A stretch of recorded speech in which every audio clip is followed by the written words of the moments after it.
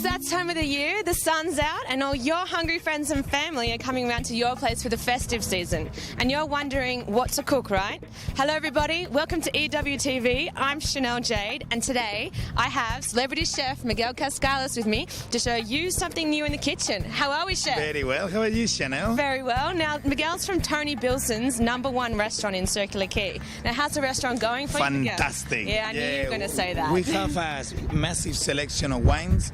We have a fantastic seafood, and as you know, Tony Bilson's is the godfather of the Australian cuisine.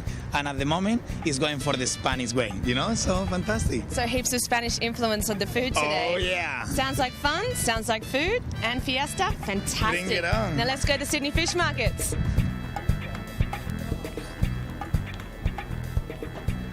Okay, Miguel, how are we? We're back here in the fish markets and everything around us. So what are we cooking today? And most importantly, why have we chosen seafood? We're cooking paella. Miguel Cascales, best paella of Sydney. And we're choosing seafood because I am from La Costa del Sol in Spain. And background, I always cook seafood all my life, so... Okay, Miguel, so there's obviously a mix of seafood we use in a Spanish paella. What ingredients will we be using today? We're gonna use some prawns, some mussels. Frank, stop. Hey, hello, how are you? Good, mate, how are you? Frank is the manager of the Costis. How are you? Nice to meet you. Good, thank you. So that's the right man to asking what is the good seafood. Perfect. I'm so glad we ran into you. Today we've got some hungry friends, hungry family, and we're cooking a Spanish paella to start off Fabulous. with. So we're going to need about 5 different ingredients. What should we start off with? Well, we're going to need some nice Australian wild ocean prawns. We're going to need some nice raw blue swimmer crabs, some nice fish. We'll go around. We'll select the ingredients, but that's what I think we should start with the prawns. They're right behind us. Sounds like a mission. Yeah. Here we are. Hey. Yeah, we'll do with that. Dimitri, kilo prawns, please, mate. Let me just show you how powerful these little suckers are. Where's my pen? Here we go. Hey! You don't want to get your fingers in there because they're gone. Hey, Dimitri, just 2 of these uncooked crabs, please. Oh, yeah. That looks fantastic. Thanks, Dimitri. Now we need mussels. This way. Hey, yeah, get into it. So now, with these mussels, we're cooking these mussels. Oh, you're amazing. Come on. It's really big. Oh, my God. I've never seen them that big.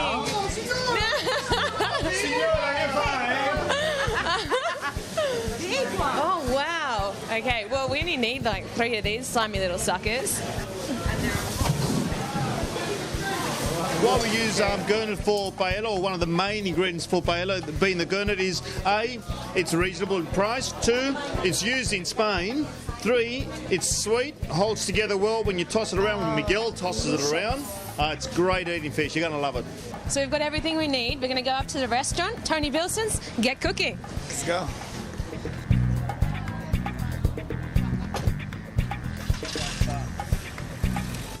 Now, only 5 minutes drive from the fish markets is Tony Bilson's #1 restaurant, where Miguel here is the head chef, and a well-respected one at that. So, what you didn't know is Miguel is also the ambassador of Spanish food here in Australia, and I think you're about to see why, because we're going to get going on this paella, and you are in for a surprise. Cooking the seafood first. That looks awesome. All the fire is coming out because the excess of water in the seafood. And water and oil, they're not very good friends. Now, you guys at home can't smell this, but I feel like I've just joined a party under the sea. This seafood smell, which I totally love, is amazing right now. Okay. Opa. Look at that. Opa. This is your fresh garlic. That's really nice and raw. One of my good friends, Joanna, she actually says she has never and will never try an oyster in her life. Okay. And I'm personally a little bit offended because I love oysters. Table 4 in the back. Service, please. Let's go. Yeah, chef, salad. What have we got? It's very heavy, eh? Yeah, I think I can do it. Can you do it? A little bit of experience in my day. A ver, that one there. Yes. There goes. Okay, I've got this amazing Spanish chef, Miguel, coming around. We've been cooking all day. We've been at the fish markets. Okay, girls, we've got the Spanish paella, which is like a mix of 5 different seafoods. So much love in here. You don't understand what's been going in that kitchen. It's amazing. And we've got these garlic prawns, super, super tasty. And of course, a little bit of red wine for everybody.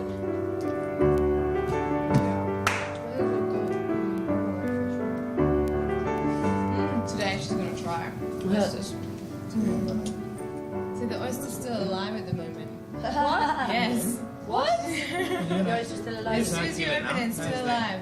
Now go like. What do you mean? Did you not like? It's, why did you have to tell Yeah, me because that? it's closed. It's closed alive. It keeps on water inside. So what, just swallow? Just swallow it. Oh, spit. Don't think it's disgusting. It's beautiful. It tastes like more or not. Did you even chew it? You just swallowed it. I had to. Oh, wow. Salud. Cheers. Larger. So enjoy your festive season, guys, and all your fun in the kitchen. I'm Chanel J, and I'll see you next time on EWTV.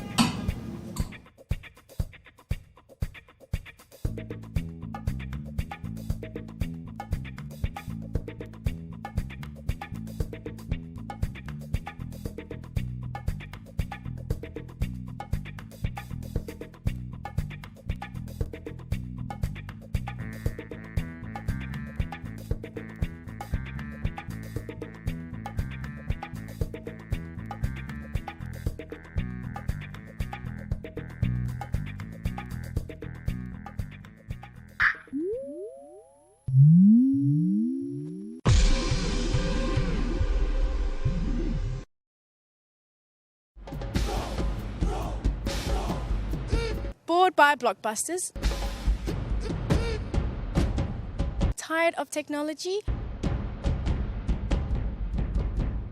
Being underwhelmed is so over.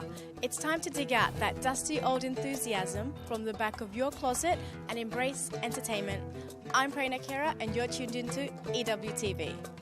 Cirque du Soleil has returned to Australia with its new stunningly visual and spectacular show, Dralion. Cirque du Soleil lifts the lid on creative geniuses that have thrilled more than 80 million spectators in over 200 cities since Cirque du Soleil was formed 24 years ago. Dralion is the fusion of ancient Chinese circus. It is a celebration of life and the four elements: air, water, fire and earth. Hi, I'm backstage here, Cirque du Soleil Dralion, and I have with me Ewtv and Hampus from Sweden, brother and sister, performing for the very first time in Cirque du Soleil. So can I ask, Ewtv, where did you start from? I started when I was around 15 years old, and the circus school opened in Stockholm, in Sweden. Yeah. And I tried for fun, and then I just fell in love with the circus, and I continued my studies in Montreal. Okay. And just continue training and went to circus school in Montreal. Great. And how long have you been training for? I trained around 3 years in Sweden, and then I went 3 years in Montreal. Okay, that's excellent. And Hampus, Yeah. what about you? Who followed who actually? No, she started with circus, and it looked really fun. So I wanted to give it a try too. So I found a school in Denmark, and a circus school in Denmark. You went to Denmark and she went to school in Stockholm? Yeah. Okay. So then we were ready to make an audition in Montreal for a very good circus school there, and we went there. Excellent. And so how many hours a day do you practice here? Here at the circ? Yes. Practice time, like we have maybe 2 hours on stage, maybe. Okay. Sometimes. But other days we come here early and train for sure. It's long days. Yes. We come here, but it's really up to you how much you want to train outside the show. The show is around 2 hours long, and that's kind of it's really physical to do a show too. Yes. And you always have to keep warm, and we come here early and do some musculation and cardio. The cast of Dralion features a total of 65 artists from 14 different countries, including a house troupe of 35 Chinese performers. Hi, we have Jean-Vienne here with us, who does aerial route for Dralion. So, have you done any other Cirque du Soleil shows here before? Yeah, I did Kidam 10 years ago almost. I did Kidam. And how long were you on that tour? I did almost 2 years with Kidam. Yeah. Okay. How is that different to Kidam? Well, Kidam was more, I would say, like a darker show. Kidam. Dralion is more like there's more children in it, a younger person, and I would say it's more colorful. How long have you been performing for? Well, in total, I would say 4 or 5 years, but like really dispatch on 10 years. Yeah. Okay, yeah. excellent. So how is Cirque du Soleil different from other circus?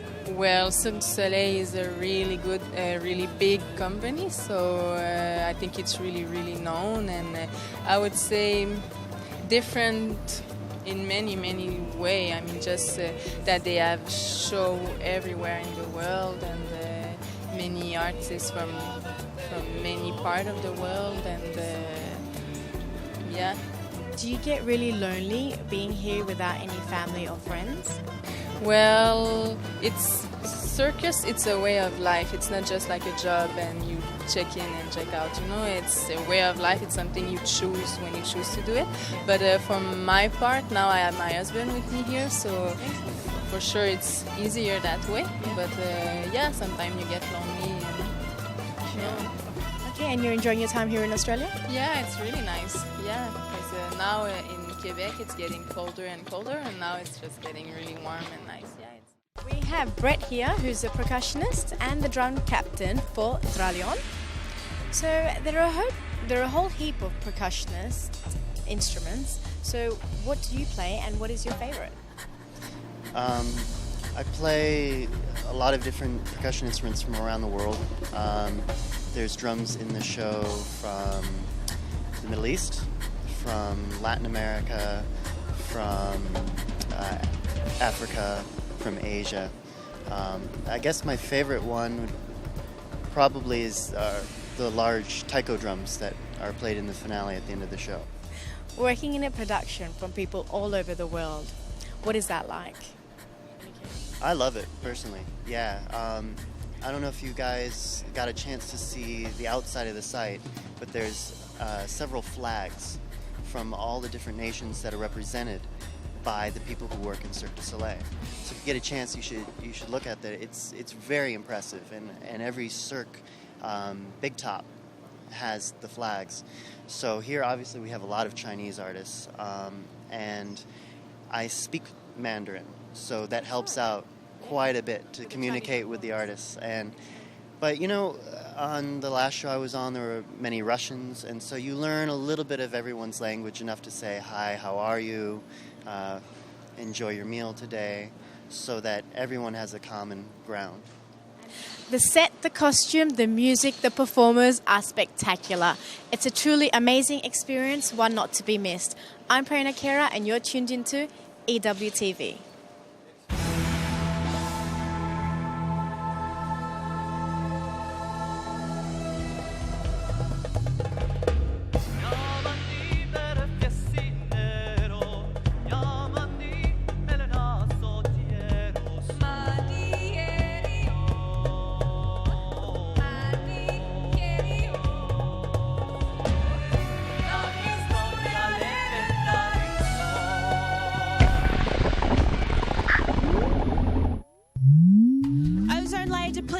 Greenhouse gases, rising water levels, cigarette butts, so many negatives. But what about the good vibrations of the globe? Well, on the shores of Sydney, that's all about to change.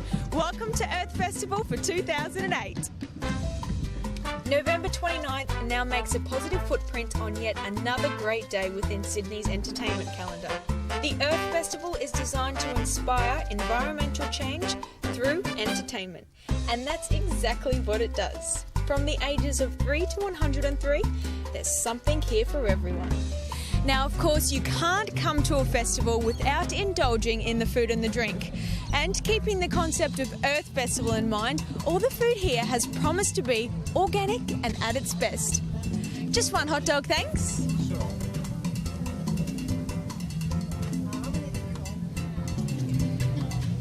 Thank you very much. Well, almost all the food.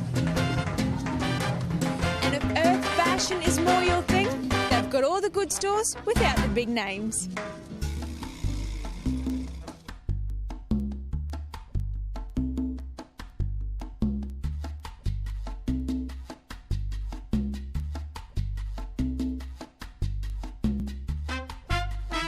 So we're here with some festival goers.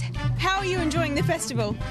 Yeah, I'm enjoying it right now, and I'm enjoying my Saturday. The food, fantastic. Can you recommend it? Right. Yes?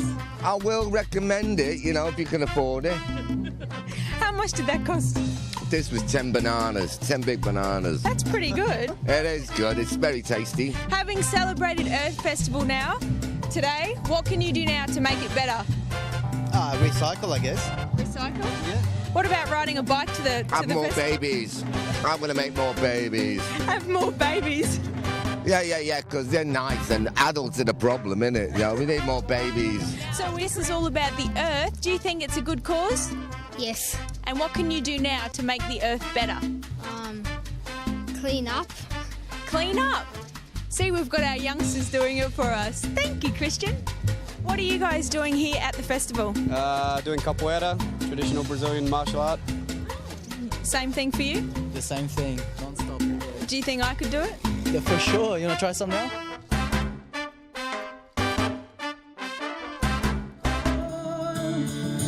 fly my wings, sitting right down in country. Now, if you haven't had enough, the main stage is where you can see all of Australia's best performers like the Sniffer Dogs, the Khan Brothers, Steve Kilby, and right now, that's Kerry Ann Cox.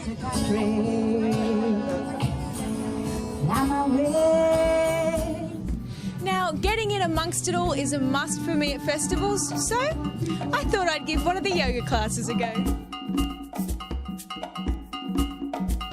Now, it's not as easy as it may appear, but apparently it's very good for me. Every artistic genre is here. Painters, dancers, musicians, even acrobats. But the festival highlight is this thing. It's the Living Orb, a 360-degree giant indoor projection dome.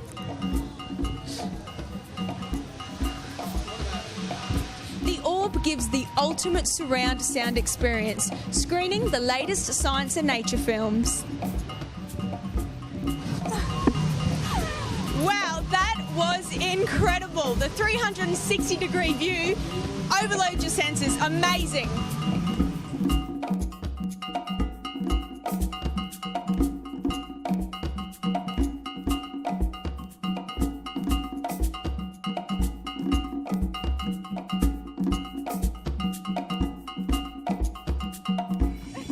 Are you looking to go to anything in particular? Oh no, we thought we'd just check it out. Just have a browse? Have you tried yoga before in your life? No. Something you'd consider? Yes. Well, I had a go and she is a very good teacher. I highly recommend her. Okay. Now, having celebrated... Whoa, check this thing out. Having celebrated the Earth today, what can you do now to make it better? Personally, I think it just got to start at home and being more conscious of the rubbish you create and the lights you leave on. Now, from this point of view, the Earth looks pretty good, but does the Earth look any better from up there? Fantastic. Thank you for asking. The weather up here is extraordinary.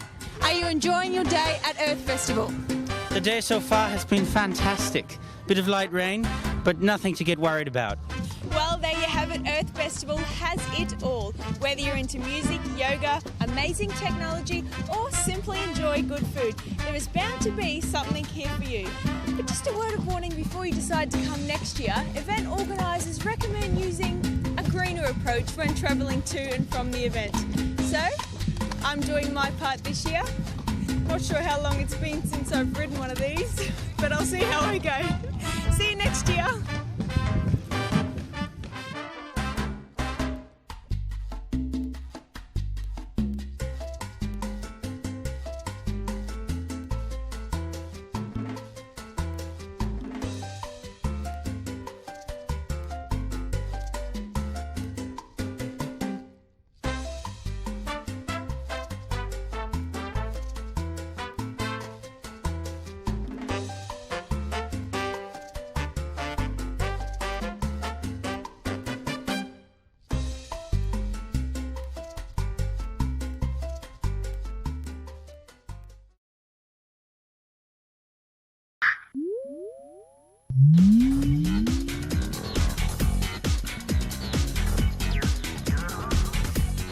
Hi, good evening everyone. I'm here at the Newtown Theatre with Clint Patterson, one of Australia's hot and upcoming comedians. Hi Clint. G'day. How are you? I'm well and hot apparently.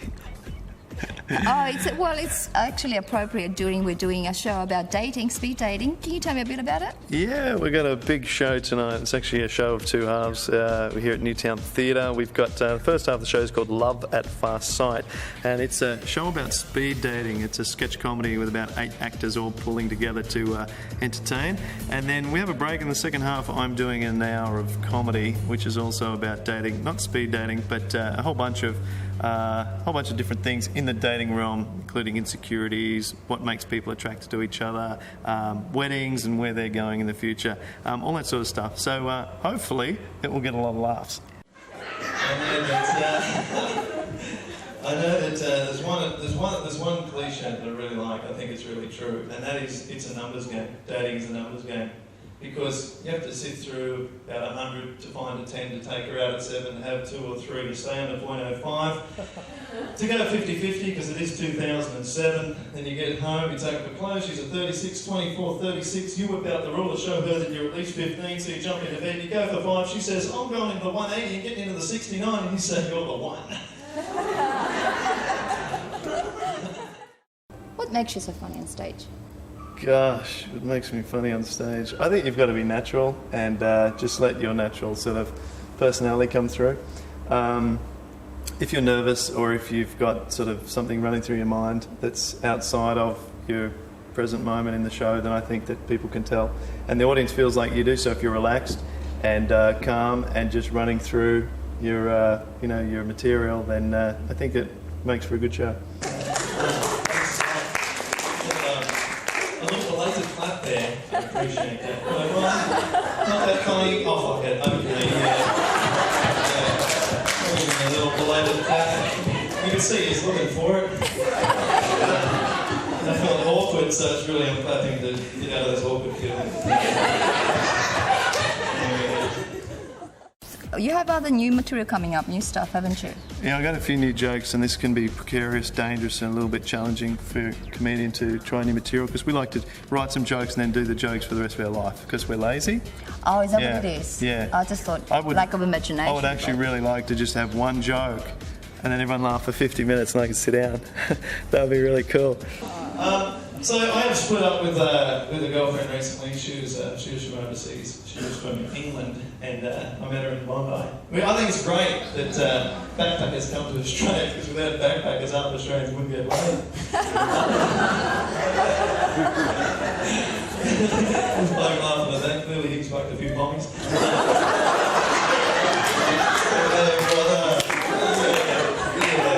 That's a good way. Okay, so Clint, how did you get into stand-up comedy? Well, what happened was I actually was very afraid of public speaking when I first got involved. And so I thought it'd be a great way to get on stage and really try and take that on by the horns because nothing could be more intimidating, I thought, than getting on stage and trying to make people laugh when you have at least a problem getting on stage in front of people at all. And so I wrote 5 minutes of material, of which I don't use any anymore. The 5 minutes of jokes that I wrote are now completely abolished because none of them were very funny. And then I threw it all aside. On the second time, I wrote some material of which one joke got a laugh, and I still do that one joke today. And that was 6 years ago. So that's a pretty precious joke to me, and I'd like to do it for the rest of my life if I could. Maybe if I do it on a DVD, then I can't do it anymore. Would you want to do it for me now? Well, the joke very simply is that I needed some money, and a friend of mine is actually a funeral assistant. This bloke drives a hearse. He rings me like, mate, I'll give you a job, but you need to drive the hearse. I said, mate, I've never been to a funeral before. What should I wear to this thing? He said, oh, it doesn't matter, just wear all black. So I did what I could and scraped up an old Darth Vader outfit. I felt bad when I found out the dead guy's name was Luke. Okay, I got that one. It's a precious joke.